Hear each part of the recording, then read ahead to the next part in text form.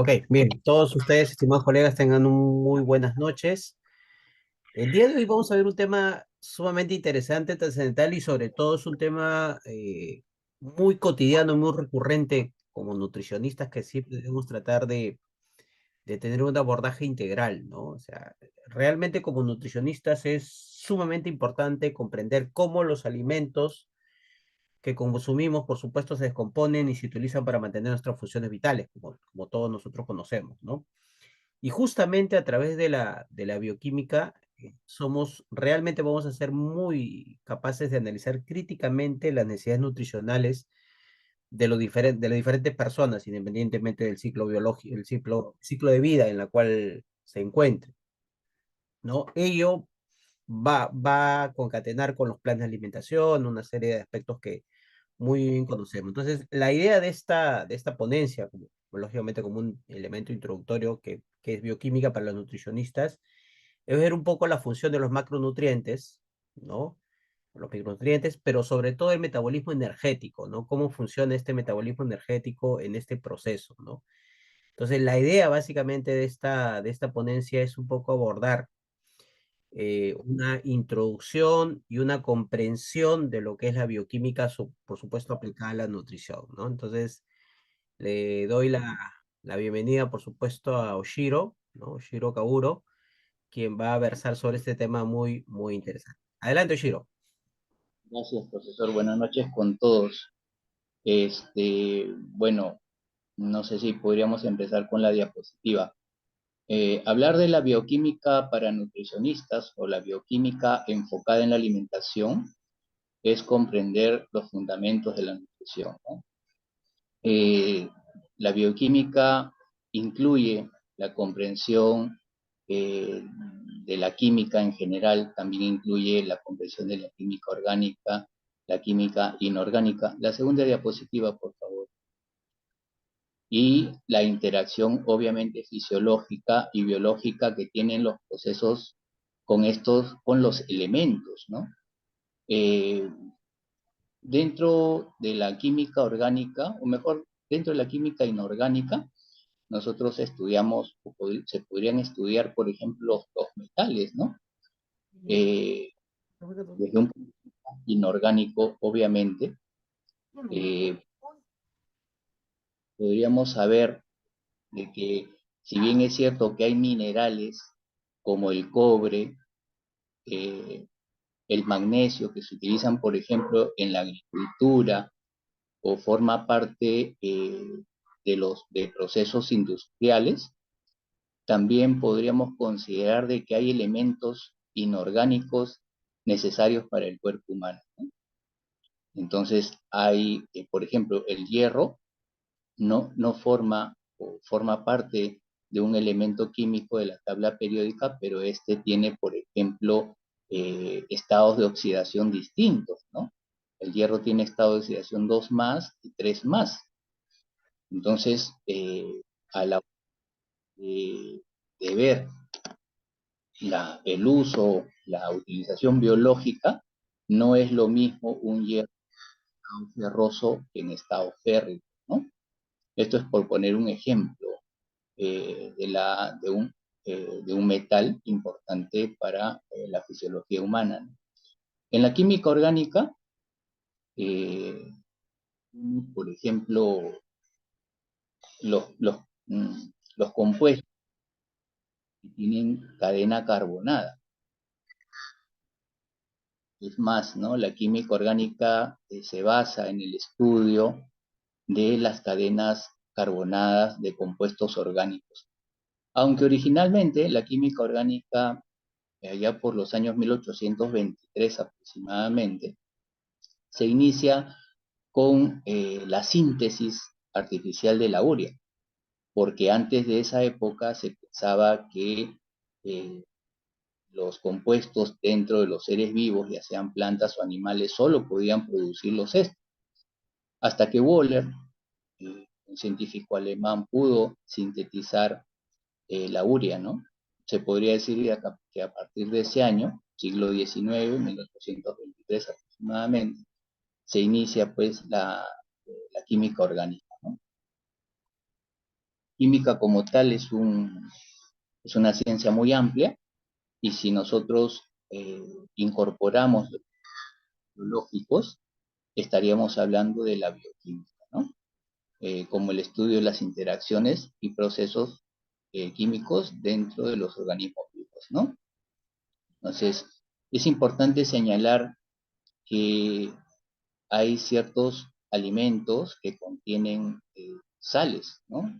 El alimento que tiene mayor cantidad de sal, por ejemplo, es o mejor dicho, el alimento con mayor cantidad de micronutrientes es la sal. En la sal marina podríamos apreciar más de 80 elementos químicos, ¿no? Entonces, este sería un alimento importante que podríamos incorporar por la presencia de potasio, por la presencia de cloro, sodio, magnesio, manganeso, etcétera, ¿no? Más de 80 minerales en un alimento que antes era muy barato. No sé si se podría, este, Alma, ¿me escuchas? Se entrecortó, dime. ¿Me está escuchando? Lo que pasa es que escucho bastantes interferencias en la sala de espera, me sale, accedió a la sala de espera, en fin, no sé si se puede eso eliminar. No, yo estoy aceptando. Tú continúa nomás. Este, como decía, dentro de del alimento que contiene mayor cantidad de minerales es la sal de maras, la sal rosada o la sal marina, ¿no? Es un ejemplo de cómo en este alimento podríamos encontrar más de 80 minerales. Se sigue escuchando. ¿Podrías pasar, por favor, la segunda diapositiva?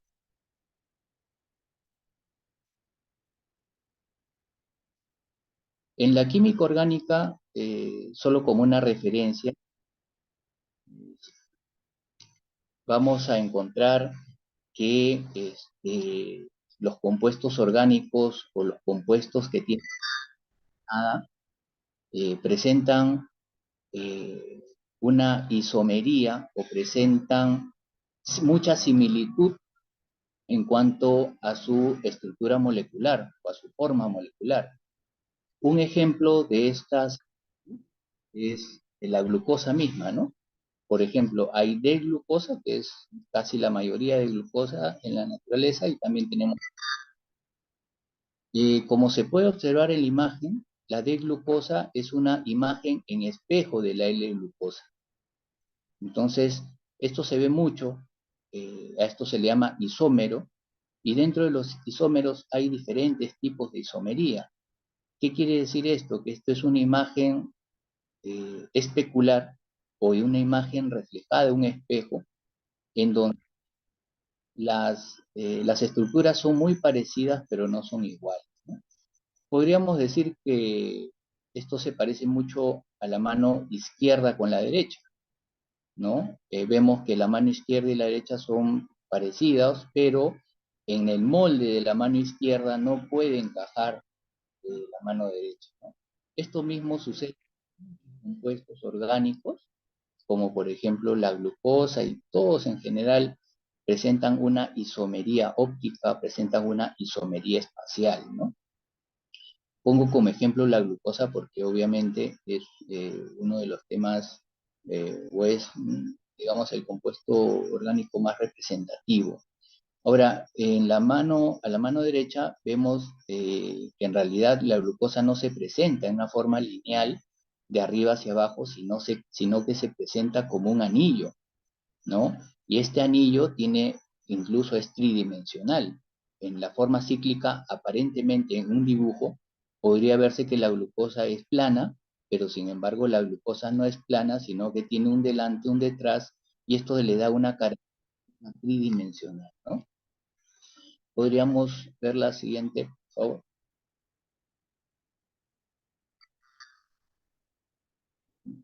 Ahora, en referencia a la bioquímica, así como la química en general o la química inorgánica tiene elementos químicos, dentro de ellos existen también elementos que están relacionados a la vida misma.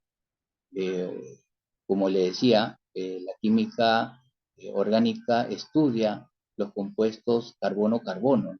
Por ejemplo, una vitamina, tiamina, por ejemplo, la B1, o la riboflavina, incluso la vitamina C, eh, compuestos orgánicos. Son compuestos orgánicos porque presentan que una cadena carbónica.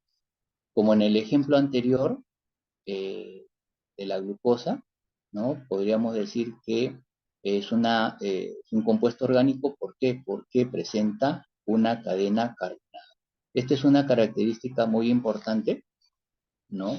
Dentro de lo que es la bioquímica, porque la, la relación que existe o el enlace que existe entre carbono y carbono va a originar diferentes macronutrientes y diferentes compuestos que son importantes a nivel fisiológico, ¿no? El hidrógeno, el oxígeno, el, el fósforo incluso y el azufre también están considerados como elementos primarios, ¿no? Son vida, ¿no? Y forman moléculas que en términos generales es la mayor parte de la materia viva. También tenemos los secundarios o bioelementos secundarios como son el sodio, el calcio, el potasio, el magnesio. Forman parte también de los seres vivos y forman parte funcional como cofactores. ¿Qué significa esto? Los minerales, en este caso, estos bioelementos, como el magnesio, por ejemplo, forma parte constitutiva de la insulina, ¿no? En su composición, ¿no? Sabemos que la insulina es una hormona anabólica, pero también puede funcionar como un cofactor dentro de la célula. ¿Para qué? Para ayudar a producir energía, ¿no? También tenemos elementos terciarios, que son ya oligoelementos por su cantidad y su presencia en cuanto a cuantitativa. No estoy hablando de presencias cualitativas, estamos hablando de presencias cuantitativas, son mucho menores, ¿no? Por ejemplo, tenemos en ello el hierro, el manganeso, el cobre, por ejemplo, que está muy relacionado a la producción energética también, aunque parezca mentira. Su ingesta es muy pequeña, va por los 1 o 2 miligramos, pero sin embargo, a pesar de que las cantidades sean pequeñas, tienen una importancia crucial en la formación de la siguiente página, por favor, la siguiente diapositiva. Alma, ¿me escuchas? La glucólisis. Bueno, sabemos que la glucosa, ¿no? Es una base importante de la producción de energía, y dentro de lo que es el proceso de obtención de energía, eh, tanto de carácter anabólico como catabólico, está la vía glucolítica o glucólisis, ¿no? También se le llama vía de Ringelmeyer-Roth por los científicos que están relacionados a ella, ¿no? Más allá digamos, de memorizar una serie de casos eh, biológicos, enzimáticos, yo creo que lo más importante es entender que la glucosa como fuente energética entra a la célula por medio de receptores, ¿no? LTU principalmente. Y bueno, y dentro de la célula hay un proceso eh, de fijación que viene a ser, en el caso, por ejemplo, de la glucosa 6-fosfato, ¿no? Este, la glucosa en la célula eh, presenta una fijación por una enzima que se llama exoquinasa, eh, convirtiendo la glucosa en glucosa 6-fosfato. En términos, en términos totales en el citoplasma, produce un total de 2 ATP en producción neta energética, ¿no? debemos considerar que la glucólisis se da en el citosol. ¿Qué cosa es el citosol? El citosol es el espacio entre la membrana celular y el núcleo, considerando o apartando, mejor dicho, los organelos. El citoplasma incluye el citosol y los organelos. Si nosotros retiramos los organelos, nos quedamos en el citosol. ¿Podrías empezar a avanzar la tercera, cuarta? Aquí vemos, ¿no? O sea, como verán, aquí ven una parte estructural de las células, mejor dicho, se observa la membrana externa, un elemento central que es el núcleo, ¿no? Entre la membrana y el núcleo encontramos el citoplasma. Si nosotros retiramos los organelos, eh, nos encontramos con el citosol. Entonces, la glucólisis se da en el citosol y los otros procesos de obtención de energía se dan en las mitocondrias. Ahí la pueden ver, la pueden observar. Las mitocondrias originalmente se postularon como bacterias que se incorporaron a la célula para en una especie de simbiosis y que en la cual la mitocondria puede obtener mayor cantidad energética que el citosol en sí mismo, ¿no? Entonces, como veremos más adelante, la producción energética dentro de la mitocondria es mucho mayor que en el citosol. Cuando se planteó que la mitocondria era una bacteria que se incorporó a una célula, esta apreciación ya hace décadas no tuvo aceptación e incluso rechazo, ¿no? Era impensable, inimaginable, que hace millones de años pudo existir esta simbiosis. Sin embargo, científicos en la actualidad reconocen esta hipótesis como cierta por una serie de análisis que tienen que ver con las estructuras, que tienen que ver con el tamaño mitocondrial. Como saben, o como se sabe también, la mitocondria presenta un ADN, el llamado ADN mitocondrial. Entonces, y también se sabe que las mitocondrias son heredadas, de la madre y no del padre. Entonces, nosotros tenemos mitocondrias específicamente de la madre en el proceso, obviamente, de la fecundación y de la concepción, y en el cual se talla también una unicidad o una particularidad muy específica, ¿no? Entonces, esta de simbiosis, ¿no? La podemos trasladar en términos generales porque el ser humano podría ser un simbión. ¿Qué significa, perdón, un holobionte, ¿no? ¿Qué significa un holobionte? Un holobionte significa aquel organismo que lleva dentro de sí, en sí mismo, otros organismos vivos en una relación simbiótica, ¿no? Tal es así, por ejemplo, que la cantidad de células que nosotros podemos tener es equiparable a la cantidad de bacterias, arqueas, hongos que puede existir en el cuerpo humano, tanto por fuera como por dentro. Por poner un ejemplo, a nivel intestinal, unos, unas 500 especies de bacterias distintas, lo que llamamos la microbiota, y también esta microbiota involucra un factor genético que se llama microbiota, ¿no? La microbiota también puede ser externa, porque a nivel de piel tenemos microorganismos que están en permanente simbiosis, por eso decía también somos simbiontes, en permanente simbiosis para poder procesar y poder mantenernos incluso con vida. Un ejemplo para terminar es bacterias que producen vitamina B12, por ejemplo, ¿no? Hay bacterias que capacidad de saciedad.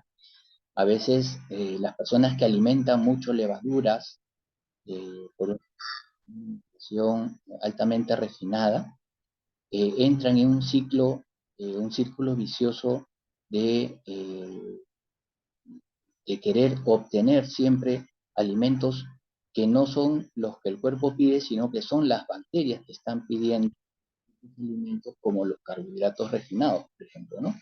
Se ha demostrado un género como Akkermansia mucinífila puede saciar o puede, al ser alimentada adecuadamente, puede bloquear los requerimientos de, eh, de alimentos, ¿no? Y puede influir en los estados de saciedad. Entonces es importante considerar que dentro de la bioquímica no solamente son los órganos de los cuales nosotros absorbemos nutrientes, sino que también existe una microbiota fundamental para el sistema inmunológico, para los procesos inflamatorios, para la resistencia insulínica, etcétera, ¿no? Si puede seguir por la otra, por favor, la siguiente diapositiva. Bueno, como mencionábamos, la glucólisis se da entre el núcleo y eh, la membrana celular, ¿no?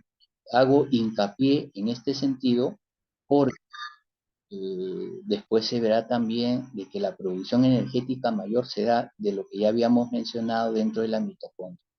Entonces, la glucólisis pasa por una serie de procesos como por ejemplo lo que ya había mencionado, ¿no? Glucosa 6-fosfato por la exoquinasa, fructosa 6-fosfato, fructosa 1,6 bifosfato, también entra la hidroxiacetona fosfato, gliceraldehído 3-fosfato, 1,3 bifosfoglicerato, el 3-fosfoglicerato, el 2-fosfoglicerato, fosfenol piruvato, y hay una parte importante más allá de los nombres y de las enzimas, que esto mm, se puede ver en cualquier referencia y leyenda. Lo más importante es entender de que a partir de la glucosa se llega a un intermediario metabólico llamado piruvato, ¿no? Entonces, hasta el piruvato, en forma neta, acá se producen 2 ATP, más unos equivalentes reductores que se llaman NADH. Los equivalentes reductores, en otras palabras, son otro tipo de monedas energéticas. Por ejemplo, si nosotros recibimos 10 soles en un billete, un intercambio, un equivalente podría ser 10 soles en YAP, ¿no? O 10 soles en cualquier otro tipo de transferencia.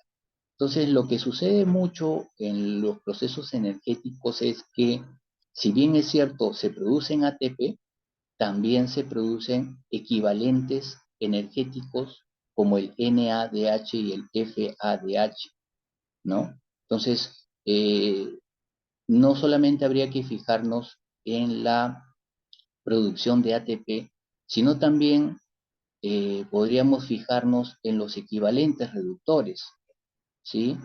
En esencia, en el citoplasma celular se va a producir como ATP 2 ATP, ¿no? Ya veremos después cómo estos NADH intervienen en la formación de energía, ¿sí? Entonces, más allá del enredo aparente que pueda tener la glucólisis, lo importante es saber lo siguiente, ¿no? Que la glucosa entra a la célula por medio de receptores, por medio de insulina también, y esta se fija en la célula para que no salga, obviamente, por medio de una exoquinasa, ¿no? Transformando la glucosa en glucosa 6-fosfato. Y todo este proceso, ¿no? Que produce como resultado final 2 ATP, se da en el citosol y llega hasta lo que llamamos. Entonces, el piruvato es importante porque a partir del o mejor dicho, a partir de un proceso que transforma el piruvato en un proceso de carboxilación, un proceso de acetilación, va a entrar al mitocondria. Pero hasta ahí quedamos en que llega piruvato, se producen 2 ATP, y para que el piruvato pueda seguir produciendo energía, y aquí va lo más importante desde un punto de vista nutricional, es de que requiere cofactores y requiere sustancias como por ejemplo la tiamina, ¿no? La tiamina es parte del complejo B, es B1, ¿no? Por eso es de que los alimentos o alguna suplementación que pueda contener tiamina aumenta los niveles de energía o las sensaciones energéticas. ¿Por qué? Porque está alimentando, está promoviendo el ingreso del piruvato a la mitocondria para seguir produciendo energía, ¿sí? Entonces, ahora, en estos factores, cofactores y vitaminas como micronutrientes para aumentar la producción de energía, no solamente está la tiamina, sino también está el ácido pantoténico, ¿no? El ácido pantoténico es la B5, ¿no? También entra la riboflavina y también entra dentro de este proceso el ácido alfa lipoico, ¿no? Entonces, el ácido alfa lipoico, las vitaminas obviamente ya sabemos que se encuentran en los alimentos, podrían ser alimentos integrales de preferencia, ¿no? También existe suplementación de complejo B, tiamina, riboflavina, niacina, ácido pantoténico, piridoxina, en fin, toda la gama del complejo B, B9, B2 incluso. Y también mencioné lo del ácido alfa lipoico.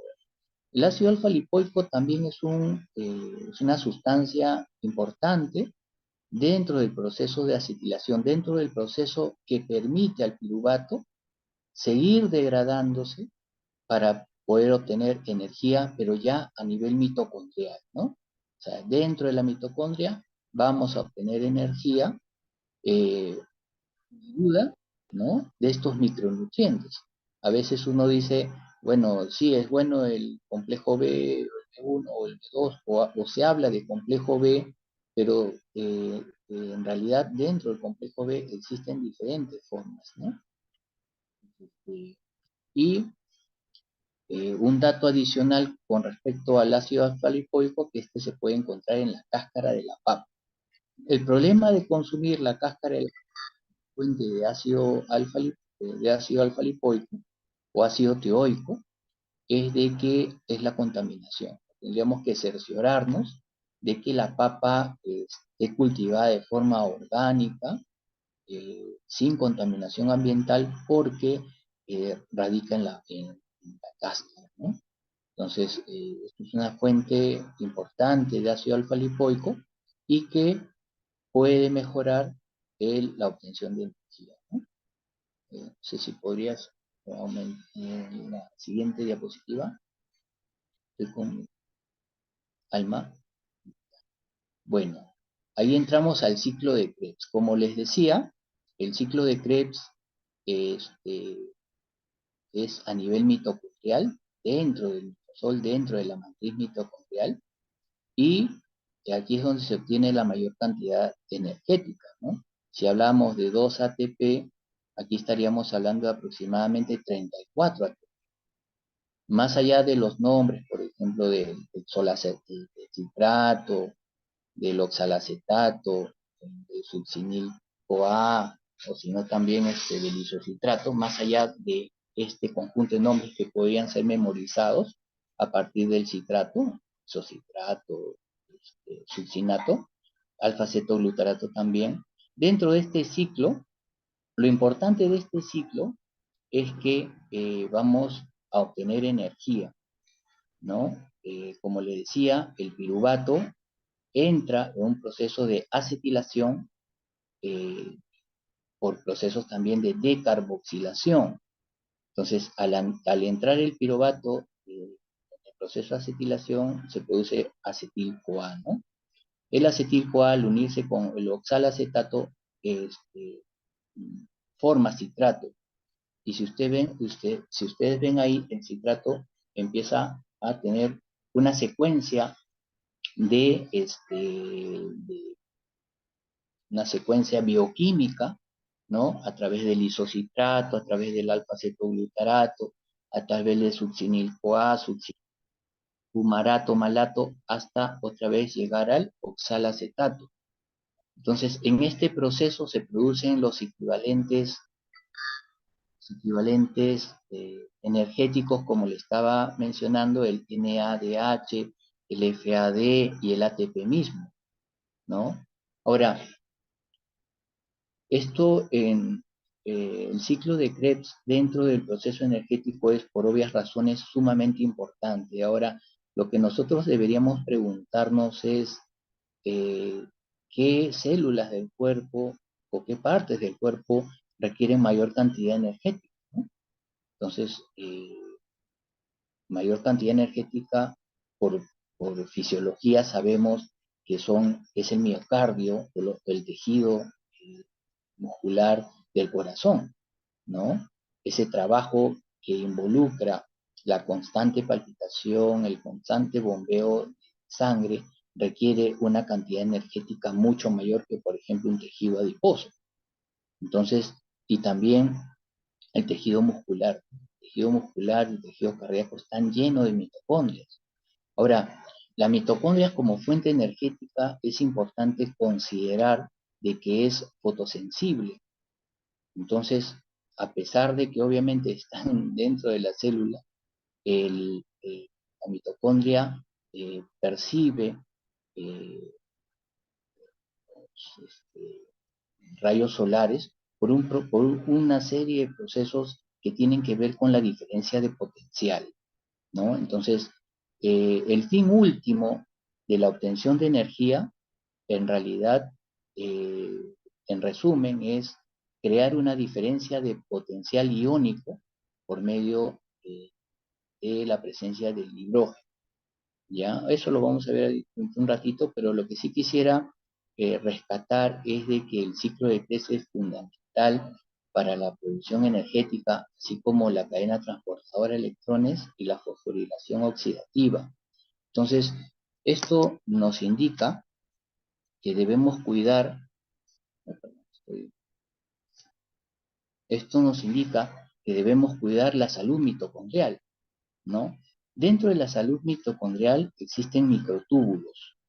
Estos microtúbulos son muy sensibles a las diferencias de potencial eléctrico.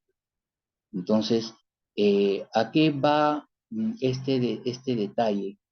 Esto va al hecho de que si nosotros vivimos dentro de estructuras electromagnéticas, ¿no? Como podrían ser materiales de construcción que estén cargados magnéticamente, pueden influir incluso sobre la producción energética y la salud mitocondrial.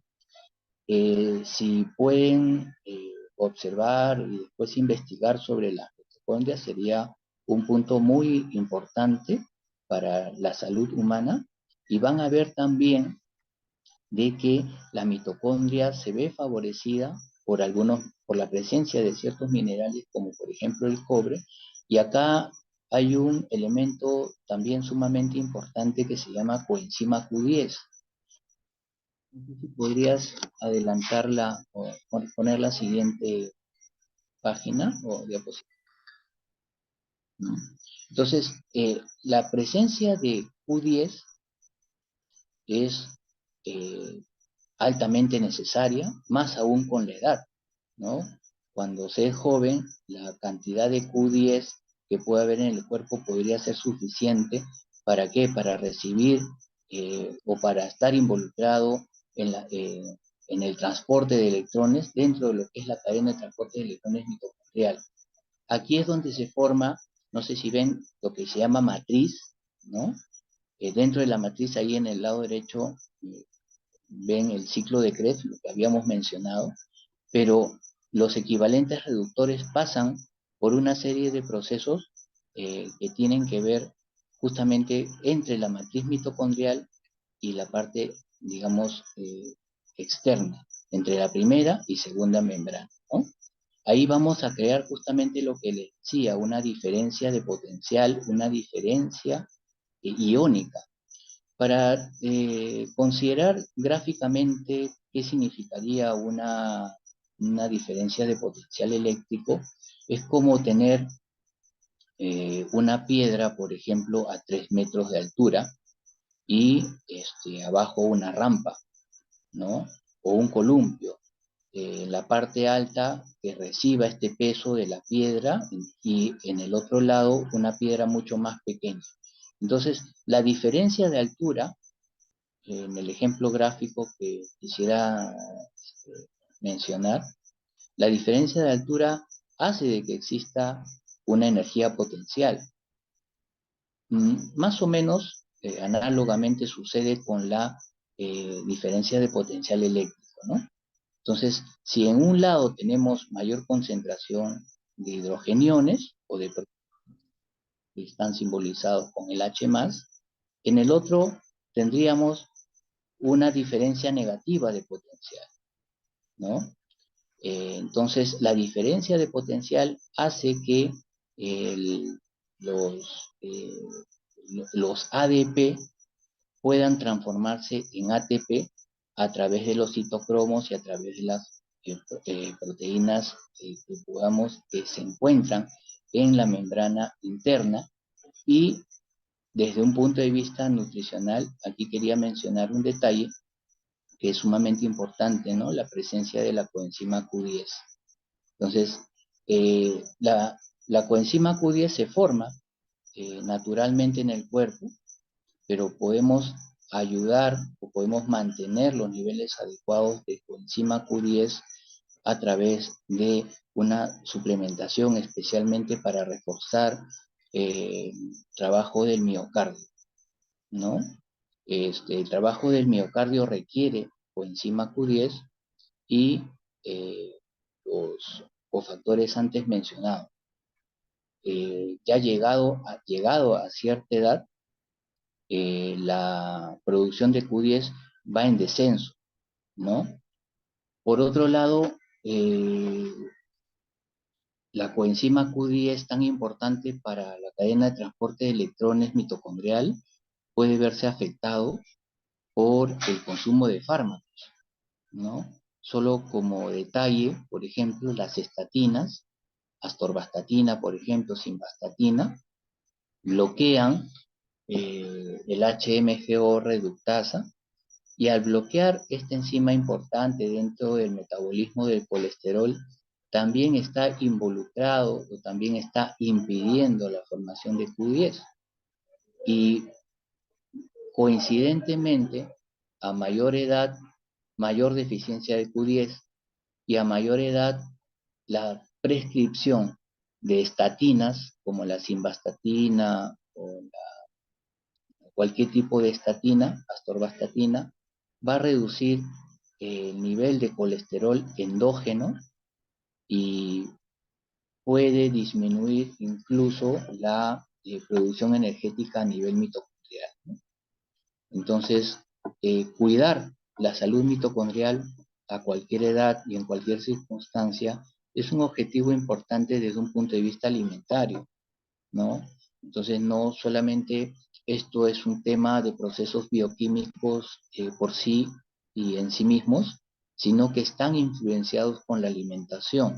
Ya hemos mencionado la necesidad, por ejemplo, de tiamina, de B1, riboflavina B2, niacina B3, ácido pantoténico B5, ¿no? En el citosol es necesario también la presencia de magnesio para poder, esto funciona como cofactor y catalizador de la producción de energía. Entonces la pregunta que nos podríamos hacer es, ¿qué alimentos contienen mayor cantidad de magnesio? ¿No? Por ejemplo, el cacao es una excelente fuente de magnesio. Entonces, ¿qué alimentos podrían tener, por ejemplo, tiamina? ¿No? Los alimentos integrales tienen mayor cantidad de tiamina, ¿no? ¿Qué alimentos podrían tener ácido alfa lipoico? Ya habíamos mencionado básica y fundamentalmente la cáscara de la papa orgánica, contiene más cantidad de ácido alfa-lipoico, aunque también podríamos encontrar en las carnes, pero como una fuente vegetal sería interesante o importante tenerlo en cuenta, ¿no? La coenzima Q10 sí es endógena en sí misma y podría ser mejorada con la exposición solar porque hay un proceso de sulfatación, ¿no? Y podría ser mejorada con niveles adecuados de colesterol, porque el colesterol está relacionado dentro del proceso metabólico de la coenzima Q10, ¿no? Como sabemos, el colesterol es la madre hormonal, ¿no? Es la madre de la pregnenolona, y a partir de la pregnenolona podemos conseguir hormonas importantes para el desarrollo. ¿No? ¿Podrías con la siguiente, por favor? Bueno, el balance energético de la glucólisis es lo que ya le había mencionado, ¿no? Podríamos considerar como neto 2 ATP. Recordar que el NADH equivale a 3 ATP, ¿no? El FADH equivalen a 2, ¿no? Entonces, no solamente es la producción de ATP, sino también es importante considerar la formación de equivalentes reductores, de equivalentes energéticos, perdón, que, bueno, también son reductores. Aquí va el dato, digamos, adicional o importante, que en esta formación de equivalentes reductores del NADH es importante la niacina, ¿no? La niacina es la B3. Esta B3 puede promover los campos, pueden promover la producción también de equivalentes energéticos y encontramos la B3 como hexanicotinato de inositol, ¿no? Si ustedes buscan hexanicotinato de inositol, van a ver que es la forma no rubefaciente de vitamina B3, ¿no?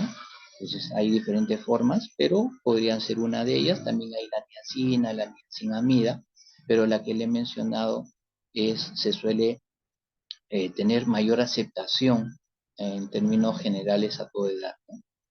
Podríamos avanzar. El balance energético total es 36 ATP, ¿no? El total de energía producida. ¿Podrías avanzar con, ¿no? Bueno, ya estamos hablando de glucogenólisis, ¿no? Esto vendría a ser otro proceso, así como hay glucólisis, también hay glucogenólisis, lisis, partición, ¿no? Glucógeno. El glucógeno es una forma de almacenamiento de la glucosa. Por ejemplo, en los vegetales, el almidón es una forma de guardar o de reserva, ¿no? De glucosa. Entonces, glucosa encadenada a glucosa puede formar almidón en vegetales o también puede formar, ¿no? En los animales, ¿no? Que se reservan a nivel muscular, ¿no? La siguiente, por favor.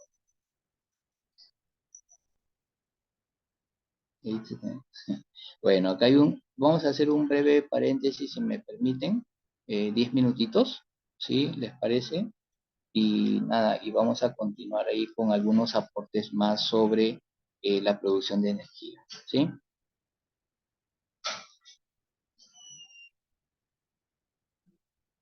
Alma, Sí, te escucho. ¿Receso 5 minutos? 5, máximo 10. Ok. Gracias.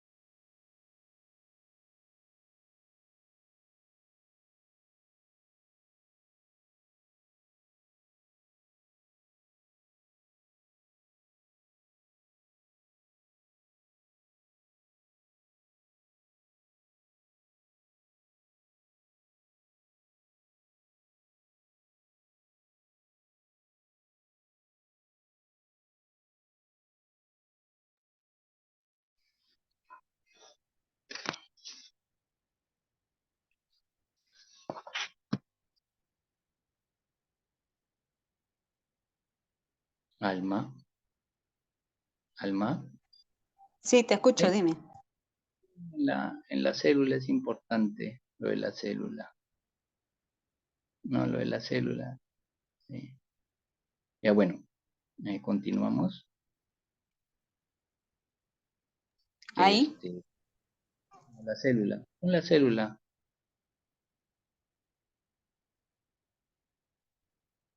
es ahí nomás. Y la puedes, bueno, yo estoy viendo desde mi celular.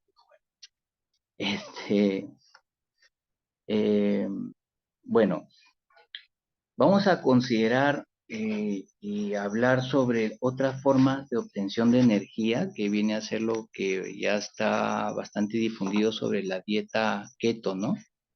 La dieta cetogénica, como su nombre lo indica, ceto hace referencia a los cuerpos cetónicos, porque si bien es cierto, los tejidos utilizan la glucosa como fuente energética, como hemos visto, también se pueden producir cuerpos cetónicos como fuentes sustitutivas de energía, ¿no?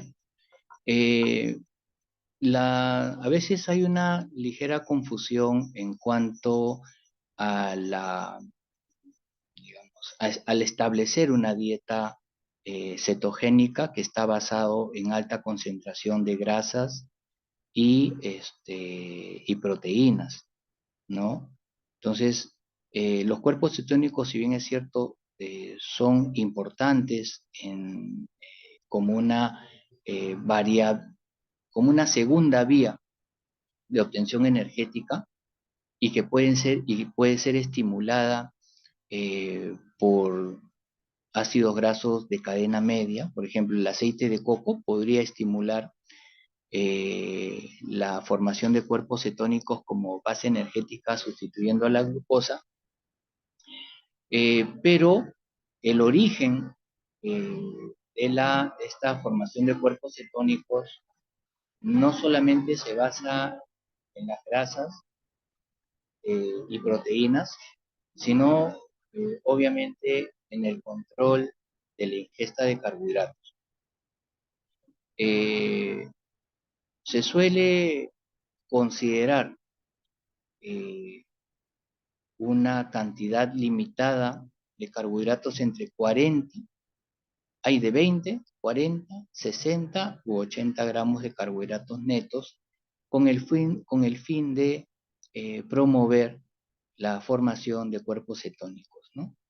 Entonces, en el caso de la dieta que tiene que ser supervisada y que es importante monitorearla, especialmente cuando existe un descontrol a nivel de glucosa, ya sea por diabetes mellitus 2 o ya sea por cualquier alteración del metabolismo de la glucosa, especialmente en la diabetes o prediabetes, es importante considerar de que las dietas de esta naturaleza tienen que ser supervisadas y controladas, ¿no? Porque no todos los organismos se pueden adaptar necesariamente a la obtención energética a partir de los cuerpos cetónicos, ¿no? Entonces, eh, hay también hay un proceso metabólico en la glucogenólisis o gluconeogénesis, que esto permite mantener estables los niveles básicos de glucosa, pero no todos los organismos pueden mantener estable los niveles mínimos de glucemia, ¿no? Entonces, si nosotros aplicamos una dieta cetogénica o un muy estricto de los cuerpos, de los carbohidratos, mejor dicho, este, podemos establecer o entrar en una etapa hipoglucémica un poco peligrosa, ¿no? No sé si puede o existirían algunas preguntas por parte de los participantes, lo podrían escribir o si desean participar, ¿no? ¿Algún comentario o alguna duda con respecto a lo mencionado o en general?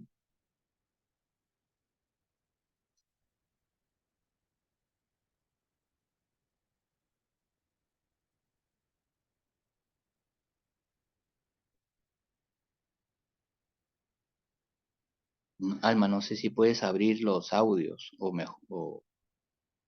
¿Sí? ¿Me escuchas?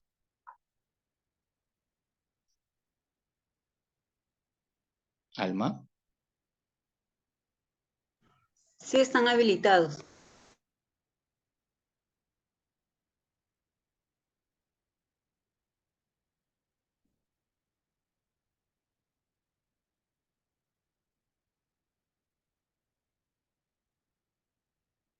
Ya.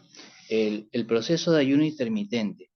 Eh, el ayuno intermitente consiste básicamente en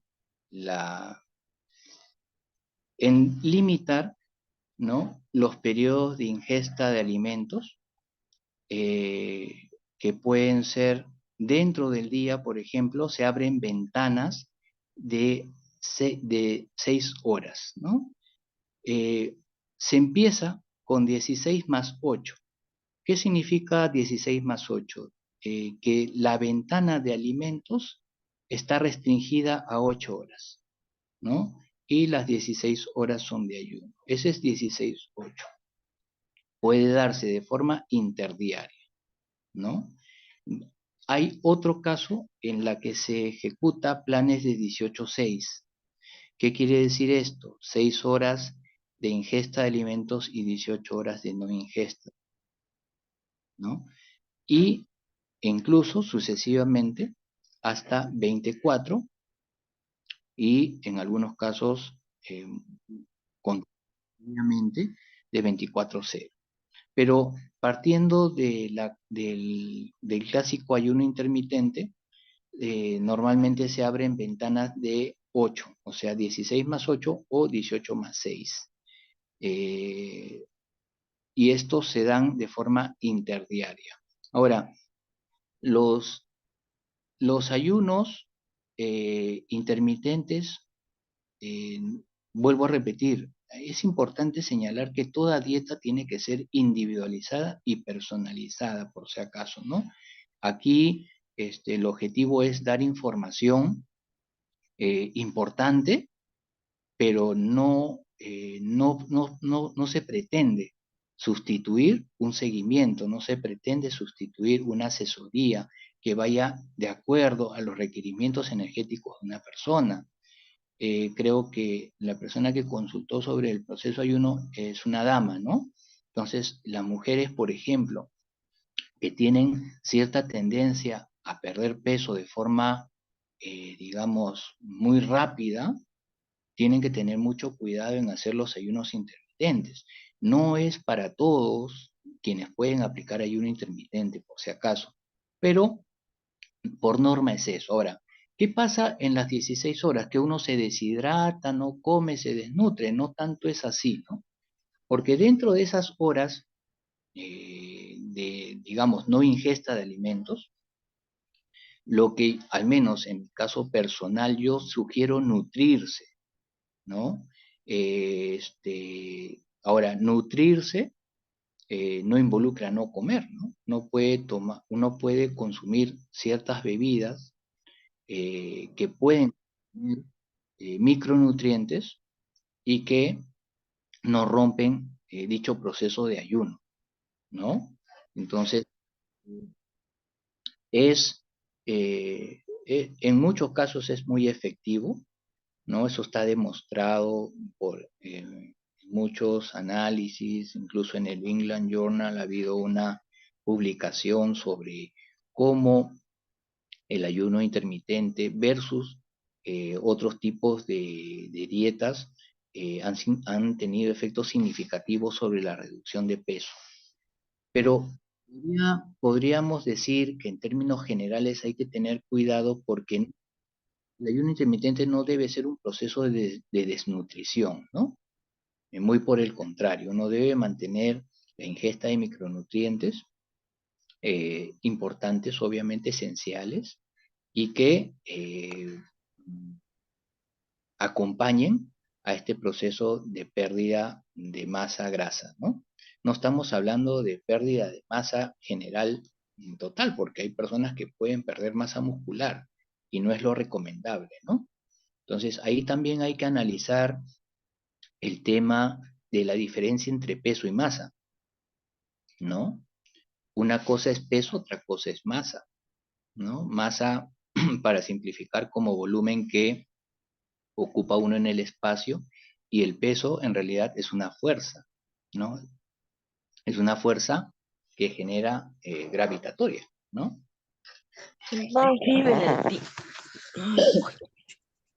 Eh, Ingresé cuando estaba explicando sobre lo que se produce en la mitocondria con sustrato en el segmento de esta producción de coenzima Q10 va disminuyendo. Así es, mira, la coenzima Q10 cuando uno es joven no tiene un carácter esencial, ¿no? Pero a medida en que se va aumentando la edad, por ejemplo, a partir de los 50, 60 años, la ubiquinona o ubiquinol, de acuerdo al estado reducido o oxidado en que se encuentre, va disminuyendo de por sí. Y lamentablemente lo que comentaba era que se suele acompañar con la edad el mayor nivel de colesterol plasmático que suele ser tratado farmacológicamente con estatinas. Ahora, las estatinas, como mencionaba, provocan o pueden inducir una disminución de la producción de Q10 que es natural, o sea, el mismo cuerpo lo produce, ¿no? Entonces, ahora se producen exactamente, ¿no? Entonces, si bien es cierto que el sustrato primario la Q10 es liposoluble, entonces su sustrato primario son alimentos de carácter graso, ¿no? Pero básicamente, llegada a cierta edad y previo análisis del caso, y previo también objetivo, ¿no? Porque hay que también tener en cuenta que cuál es el objetivo de consumir coenzima Q10. La coenzima Q10 mejora obviamente la producción energética, ¿no? Y dependiendo de los casos se puede suministrar coenzima Q10 con alta seguridad. Estaríamos hablando de 50, 100, 150 o 200 miligramos por día, ¿no? Este, es una, es una coenzima que no presenta mayor riesgo, tiene muchos estudios, ustedes pueden entrar a NIH sobre Q10 y pueden revisar múltiples informaciones científicas sobre eso, ¿no? En la que se va haciendo más necesario a medida que aumentamos la edad y posiblemente a partir de los 50 años, ¿no? Ujú. ¿Alguna otra pregunta?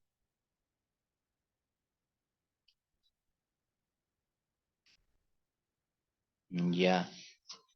Buena pregunta, ¿no? La diferencia entre alimentación y nutrición. Ya sabemos que la alimentación se suele entender como un acto voluntario de ingesta de alimentos y la nutrición se puede entender como un proceso fisiológico involuntario que desencadena por factores fisiológicos. Ahora, eh, ¿uno puede mejorar la alimentación? Obviamente que sí. ¿Y uno puede mejorar la nutrición? Obviamente que sí. En ambos casos eh, es positivo, ¿no? ¿Cómo uno puede, por ejemplo, mejorar la alimentación? Uno mejora la alimentación escogiendo, por obvias razones, alimentos saludables, ¿no? Eh, y dentro de lo que significa saludable, yo quisiera agregar lo que es las características orgánicas o ecológicas de los alimentos, ¿ya? Entonces, Si uno puede consumir, por ejemplo, verduras o frutas, pero si estas verduras y frutas están contaminadas, ya sea por pesticidas, etcétera, pues obviamente que estaríamos escogiendo mal, ¿verdad? Eso es por un lado. Por otro lado, uno mejora la alimentación y la nutrición, acompañado obviamente por la masticación. Entonces, si nosotros no solamente ingerimos, sino que masticamos bien los alimentos, estaríamos eh, provocando que el proceso enzimático sea más eficiente de obtención de energía, ¿no? Sabemos que la amilasa puede romper los enlaces glucosa-glucosa y también, por ejemplo, a nivel bucal tenemos lipasa, ¿no? Y esa lipasa que actúa sobre los triglicéridos se refuerza con la masticación, ¿sí? No sé si hasta ahí podría haber contestado la pregunta. Y la nutrición también puede ser mejorada. ¿Cómo así mejorada? Manteniendo una microbiota adecuada, ¿no? Entonces, una persona que tiene un proceso de antibiótico ya desmejoró en tan solo una semana la microbiota. Y esta microbiota podríamos repoblarla, podríamos restituirla, obviamente con simbióticos, ¿no? Ujú. Espero haber contestado esa pregunta, ¿no? Esta necesidad. Ya, en referencia a la necesidad de la Q10, como decía, tiene que verse el caso específico, ¿no? Es necesario saber de quién estamos tratando, cuál es su edad, eh, qué tipo de diagnóstico le han dado. Normalmente se utiliza en arritmias, ¿no? O procesos en donde la capacidad cardíaca se ha visto disminuida, ¿no? Como ya habíamos mencionado, las mitocondrias en ciertas células son más abundantes y necesarias, ¿no? Y especialmente, como vuelvo a repetir, en el músculo cardíaco. Entonces, eh, mm, que se pueda cubrir con la alimentación si es posible, pero, le vuelvo a repetir, va a depender de los casos, ¿no? Ah, la dosis normalmente de Q10 se trabaja en miligramos. Suele trabajarse con 50, 100, 150 o 200 miligramos y esta no presenta ningún inconveniente y no presenta ninguna contraindicación mayor, ¿no? Entonces, es bastante segura, pero siempre es bueno consultarlo con un especialista y en coordinación con, dependiendo del caso, el médico tratante también, ¿no? Ujú.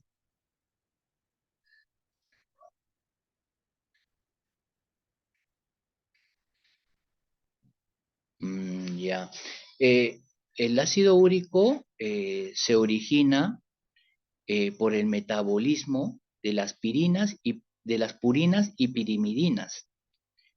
Ahora, las purinas y pirimidinas están relacionadas al metabolismo del ácido de los ácidos del ácido ribonucleico y del ácido desoxirribonucleico.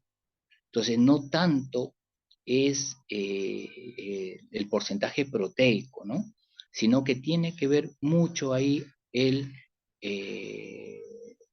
el metabolismo y la digestión, vuelvo a repetir, de las purinas y pirimidinas que están en relación a el ácido, el ADN y el ARN.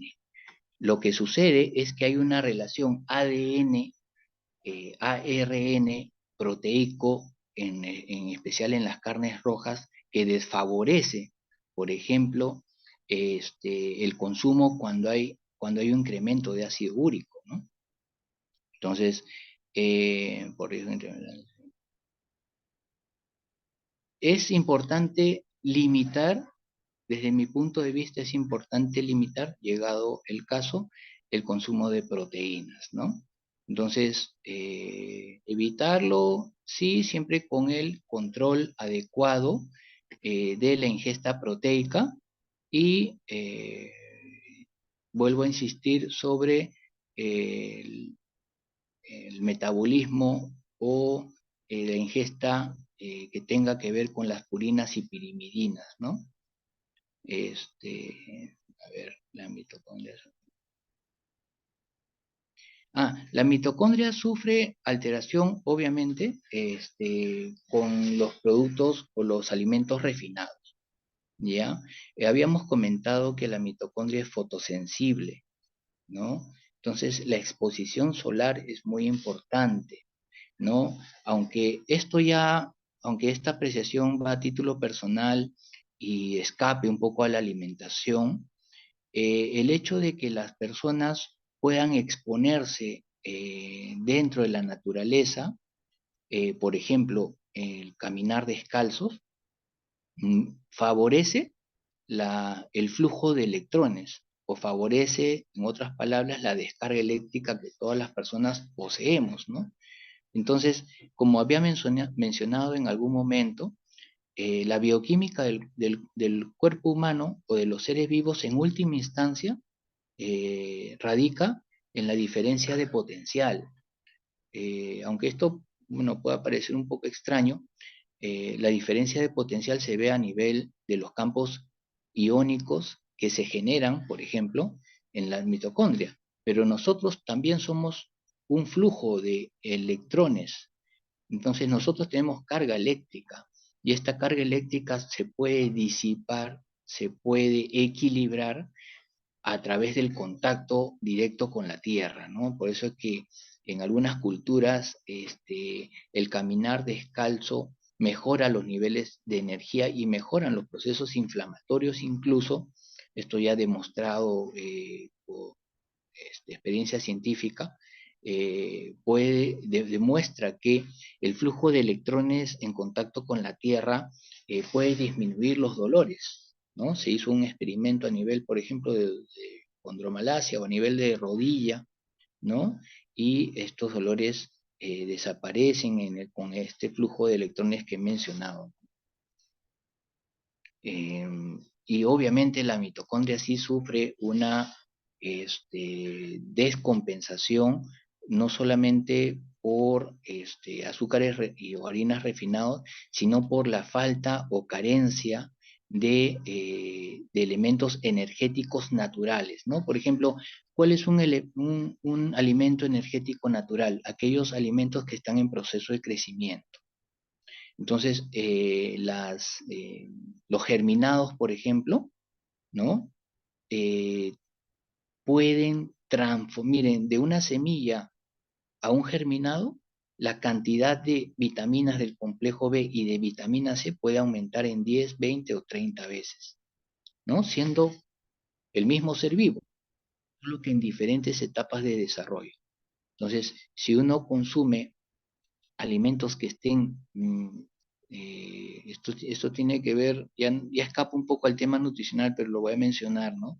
Que tiene que ver al biomagnetismo que presentan los alimentos, ¿no?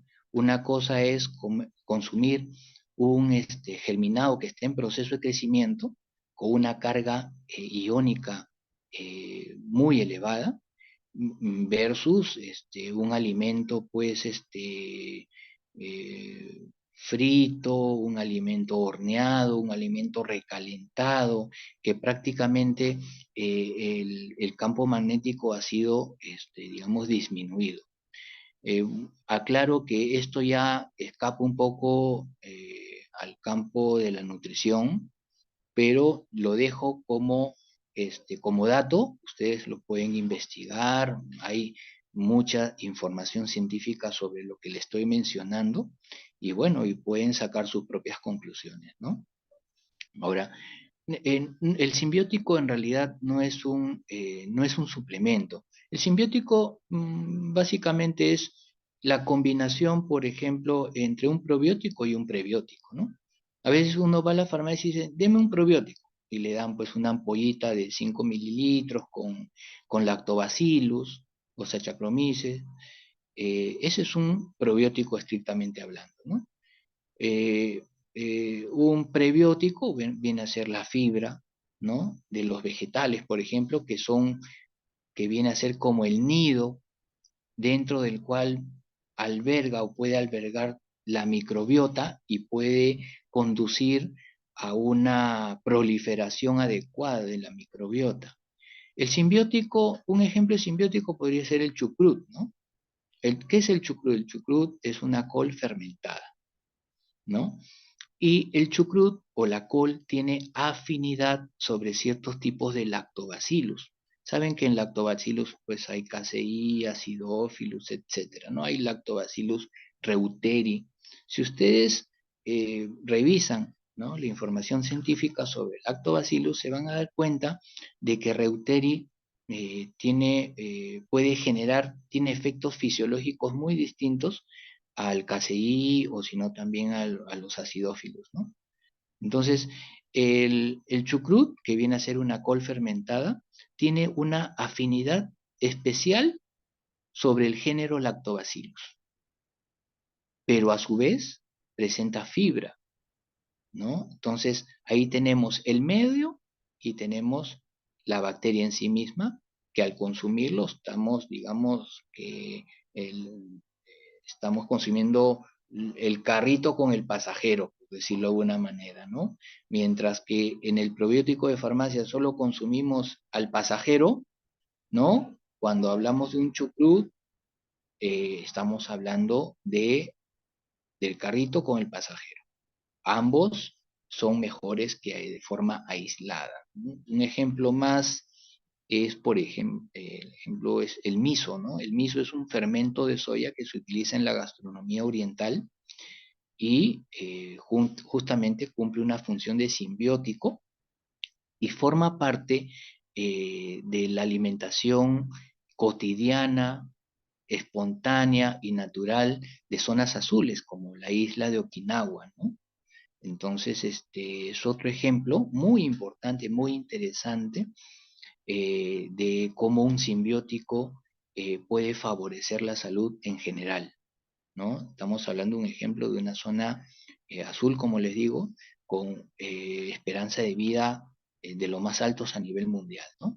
Entonces, recordemos que la mitocondria originalmente hace millones de años se postula y es aceptado en el círculo científico que la mitocondria era una bacteria que hace una simbiosis, ¿no?, endógena con una célula.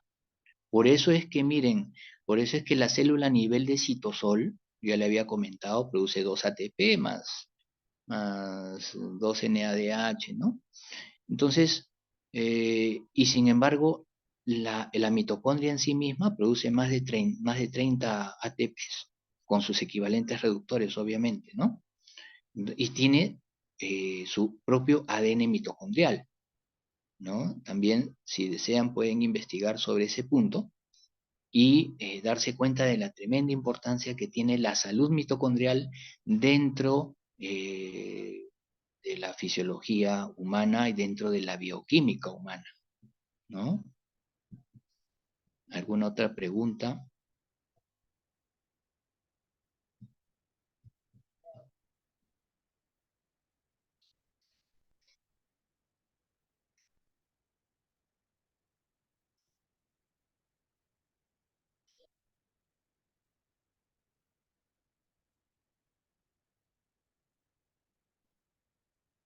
Bueno,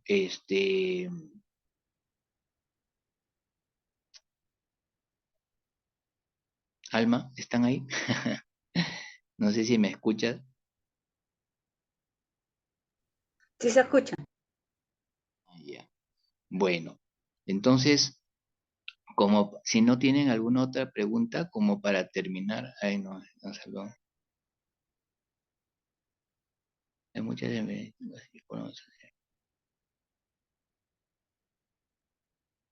hay muchas enfermedades intestinales, gástricas y colon. Eso se debe a la mala alimentación o alteración por suplementación. Y en estas enfermedades hay menor producción de ATP. Bueno, sí, hay muchas enfermedades intestinales y gástricas, ya sea por presencia de Helicobacter o ya sea por una disbiosis intestinal, ¿no?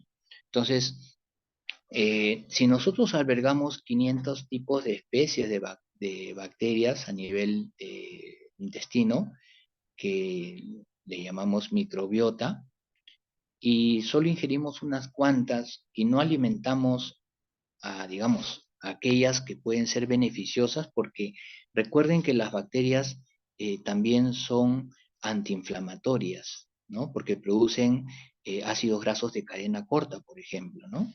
Entonces, una de las, un ratito, una de las partes más importantes de la alimentación es es evitar la disbiosis.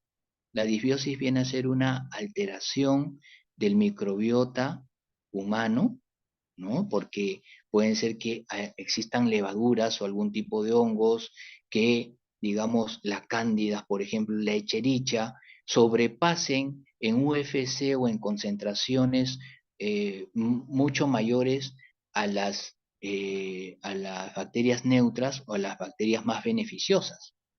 Entonces, y este es un punto crucial e importante para mantener la salud y el estado general, porque tiene influencia incluso sobre los estados de ánimo, ¿no?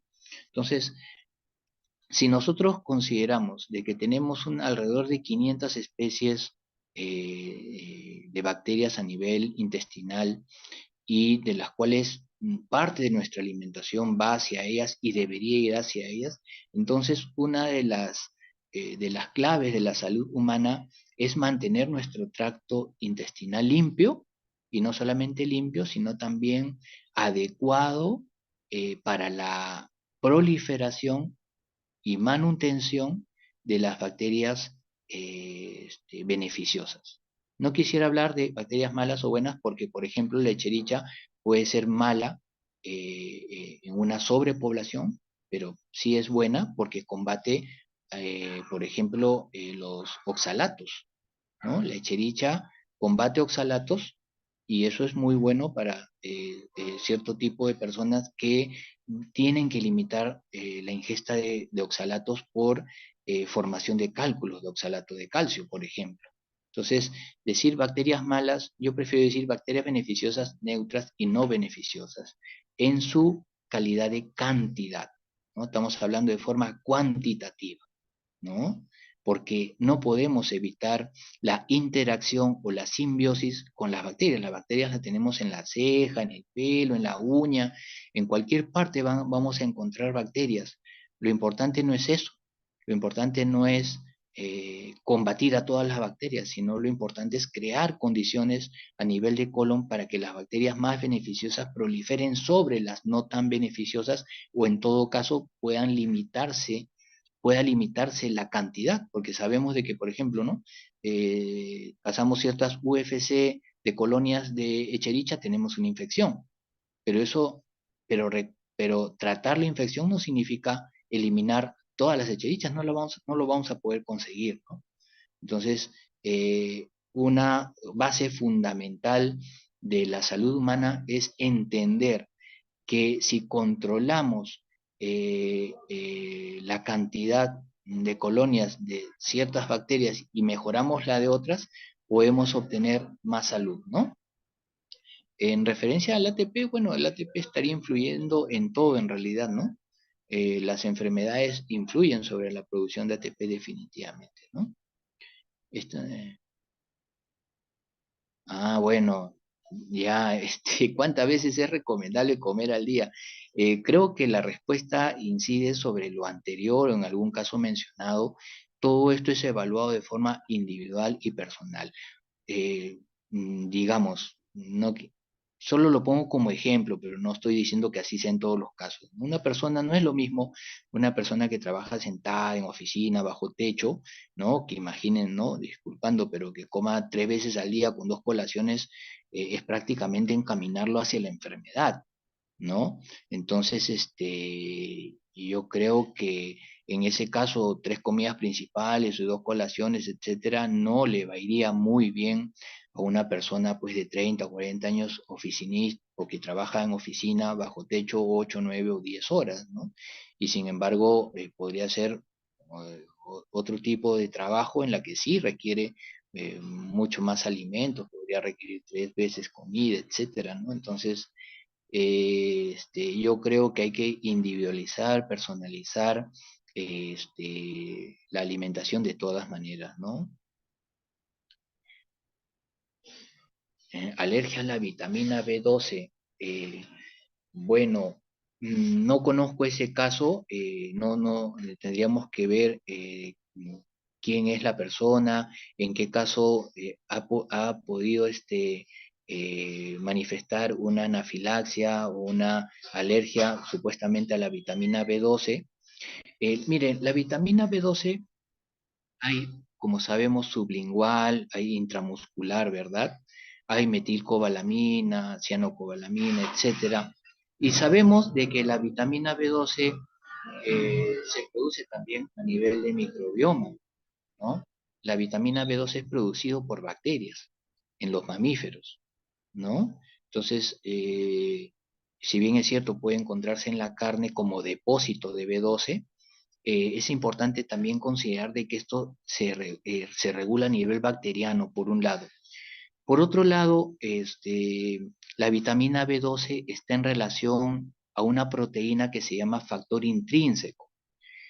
Este factor intrínseco se produce en las células parietales del estómago, ¿no? Entonces, una persona que tiene dañado estas células parietales oxínticas a nivel del estómago, una persona que le han hecho, que le han cortado parte del estómago como tratamiento, pues, a la ingesta calórica para reducir de peso, definitivamente va a tener problemas de B12, no tanto porque no las consuma o no tanto por otra razón, sino porque este factor intrínseco, vuelvo a repetir, que se producen en las células parietales del estómago, son fijadores y vehículos, son carriers de la vitamina B12. Si nosotros carecemos de factor intrínseco, podríamos ingerir mucha cantidad de B12, por ejemplo, y no necesariamente transportarlo al... Entonces, y también si tenemos una disbiosis, si tenemos un problema a nivel de microbiota, por una candidiasis, en fin, serie de factores que son ajenos a la ingesta de B12, también vamos a tener el mismo problema. Hay que considerar de que no solamente en ciertos micronutrientes la ingesta es válida en sí misma, ¿no? No sé si me hago entender con eso. O sea, eh, eh, uno puede ingerir B12, sublingual si desean, ¿no? Pero si tiene un problema a nivel de las células parietales oxínticas y tiene un problema con el microbioma, ya sea por disbiosis u otros factores, entonces lo que uno pueda ingerir como B12 no va a ser absorbido. En este caso, la B12 no se traslada de forma pasiva, como se podría trasladar, por ejemplo, un ácido graso o incluso una proteína en su forma libre de aminoácidos, ¿no? Entonces, es importante considerar de que la ingesta no asegura necesariamente una suficiencia del micronutriente en materia de defecto, ¿no? Creo que con eso respondo también a esa pregunta, ¿no? Un ejemplo más, y con esto termino si es que no hay otra pregunta, ¿no? Por ejemplo, uno ingiere vitamina B, no, perdón, D, ¿no? Ya sea D3 en su forma de colecalciferol o vitamina D2 en su forma de ergocalciferol. Ergocalciferol proveniente, por ejemplo, de los mushrooms, de las setas, y la D3, pues, por ejemplo, del bacalao similares, ¿no?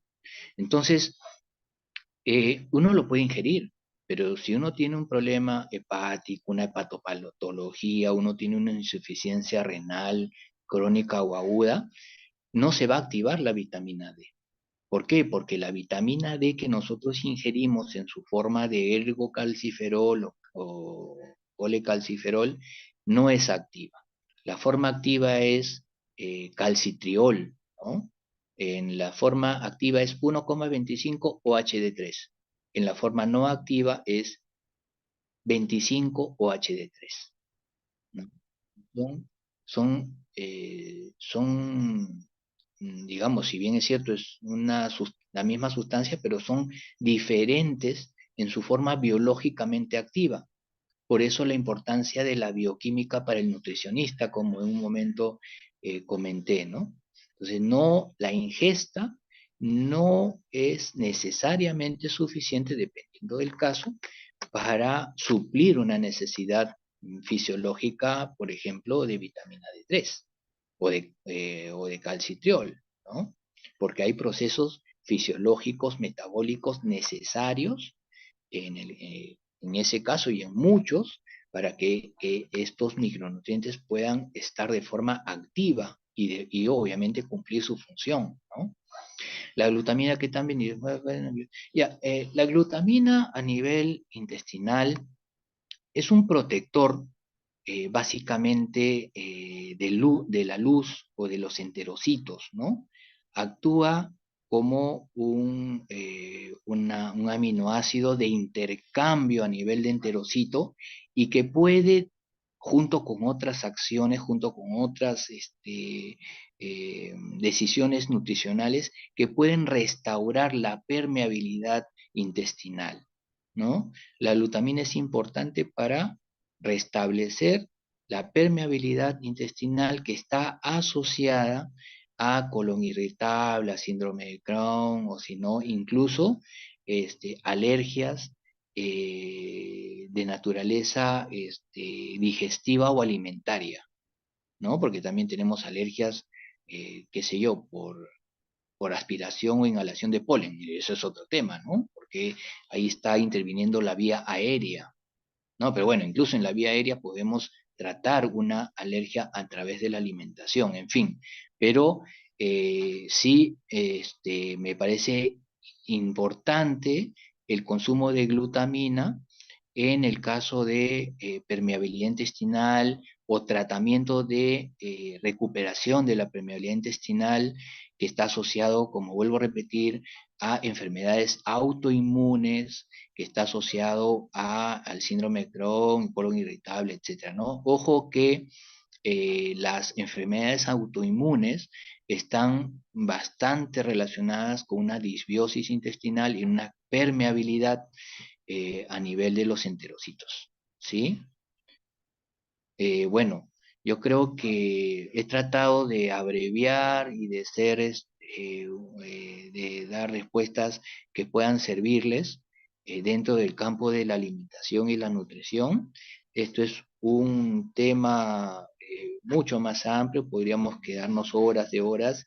Y bueno, si ustedes desean, pueden comunicarse con Alma para una segunda parte de esta bioquímica para nutricionistas que es base y fundamento, considero, para poder desarrollar verdaderamente la nutrición, ¿no? Eso sería todo de mi parte.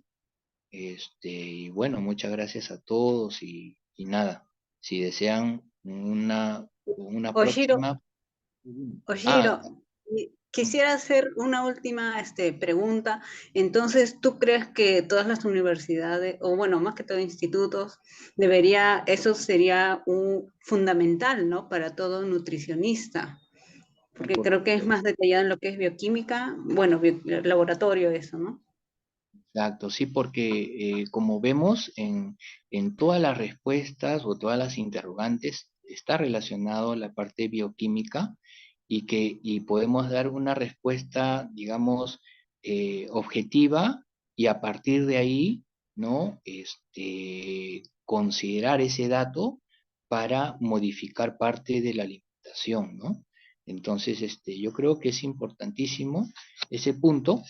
Y como vuelvo a repetir, si algún participante lo considera y desea, puede comunicarse con Alma para una segunda parte y profundizar sobre aspectos bueno, que hemos tocado, ¿no? Disculpa, antes que me retire, gracias al profesor por su presencia, por la introducción realizada, y bueno, yo muy agradecido con todos ustedes también, ¿no? Gracias. Muy bien, gracias a todos los participantes, gracias a Oshiro, una brillante exposición, realmente muy buena las interrogantes y siempre nos damos cuenta que hay mucho por aprender y mucho por manejar en el tema nutricional. Bueno, muchas gracias con todos ustedes y hasta una muy pronta siguiente oportunidad. Hasta luego, estimados colegas y bueno, participantes. Gracias.